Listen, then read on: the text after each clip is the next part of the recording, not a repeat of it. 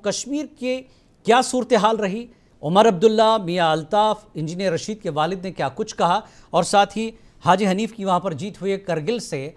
कश्मीर के नौजवानों ने कश्मीर में उनकी अपनी आवाज़ पर जो है आवाज़ दी है। एक तरह से इंजीनियर रशीद की मैं बारे में बात कहूँ, उनके वालिद ने आज कहा कि मेरे बेटे को फौरी रिहा किया जाए, क्योंकि यहाँ के लोगों ने मैंडेट जो दिया है, जेल में रहने वाले तमाम उन नौजवानों को जो हिंदुस्तान की मुख्तलिफ जेलों में हैं, उनको छुड़ाने की बात हुई थी, इस पर वोट हुआ है। और इंजीनियर रशीद जेल में पिछले 5 साल से रहते हुए जीत हासिल की है और वक्त के सीएम को उन्होंने हराया है, साबिक सीएम को। और साथ ही सज्जाद गनी लोन उनके सामने हार जाते हैं, उमर अब्दुल्ला उनके सामने हार जाते हैं, पीडीपी की महबूबा मुफ्ती हार जाती हैं। आपको बता दूं, मियाँ अल्ताफ़ एनसी से है, अनंतनाग राजौरी से नेशनल कॉन्फ्रेंस के ये जीत जाते हैं, आगारुल्लाह एनसी के हैं, वो श्रीनगर से जीत जाते हैं, यहाँ पीडीपी हार जाती है। और इंजीनियर रशीद, इन्होंने तमाम पार्टियों को पछाड़ते हुए बहैसियत आज़ाद उम्मीदवार यहाँ पर जीत दर्ज की है। और रही बात करगिल की, तो हाजी हनीफ जान हैं जो आज़ाद उम्मीदवार हैं, ये जीते हैं। सुनिए आप क्या कह रहे हैं कश्मीर के नेता।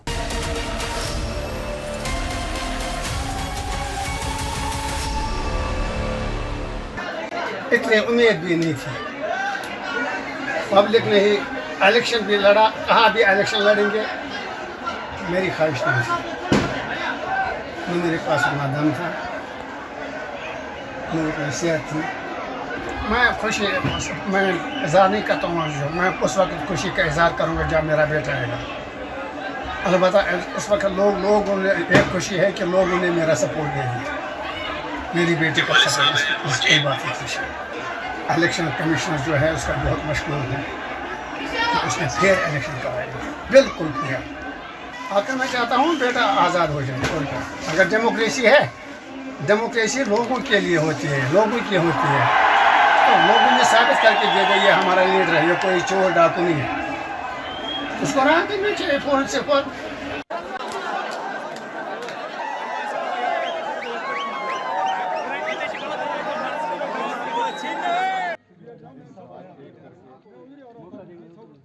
राजौरी अनंतनाग के जो वोटर्स हैं उनका शुक्रिया अदा करता हूँ कि इतनी बड़ी तादाद में उन्होंने मुझे वोट दिए, मैं उन सब का मशकूर हूँ। ये तो मैंने अपने जो भी आपके मीडिया हजरात मिले, मैंने उनको भी कहा कि हमारी पहली प्रायोरिटी तो यही है, गवर्नमेंट ऑफ इंडिया प्रिवेल होना है, उनको समझाने की कोशिश करनी है।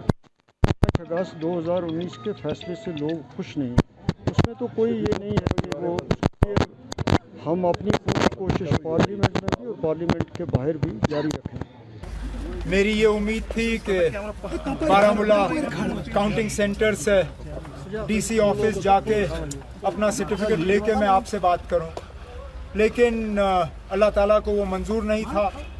और बारामूला पार्लिमानी सेगमेंट के लोगों ने जो फैसला सुनाया है वो हमारे सिर आंखों पे। इंजीनियर रशीद साहब जब मैदान में उतरे तो जाहिर सी बात है इलेक्शन में उनका मुकाबला करना हमारे लिए थोड़ा सा और मुश्किल पड़ गया।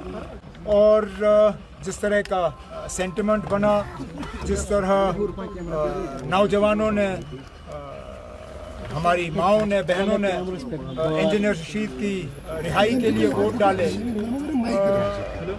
नतीजा अब आपके सामने है। लेकिन चलिए, कभी कभार इलेक्शन में जो है हार जीत होती है।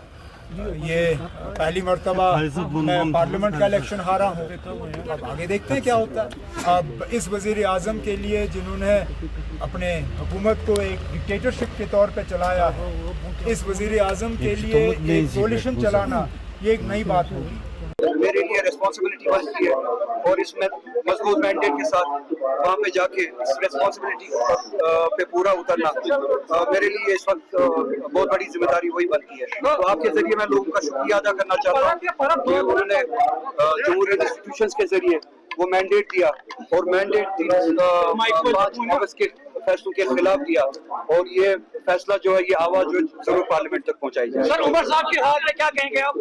लोगों ने जो मैंडेट दिया है नॉर्थ में बारामूला पार्लियामेंट्री कॉन्स्टिट्यूंसी में, जैसा कि उमर साहब ने भी कहा है, जमहूरियत है, हम लोगों के मैंडेट की कदर करते हैं, उसकी इज्जत रखते हैं। साथ ही साथ मैं ये इस बात का इजाफा करना चाहूँगा, मैं उम्मीद करता हूँ जिस हदफ के लिए नॉर्थ के लोगों ने ये वोट दिया है, इंजीनियर रशीद साहब की वो रिहाई मुमकिन हो, अल्लाह करे कि वो रिहाई मुमकिन हो। और अगर ये ट्रेंड सही है तो मैं इंजीनियर साहब के घर वालों को, इंजीनियर साहब को मुबारकबाद देना चाहता हूँ।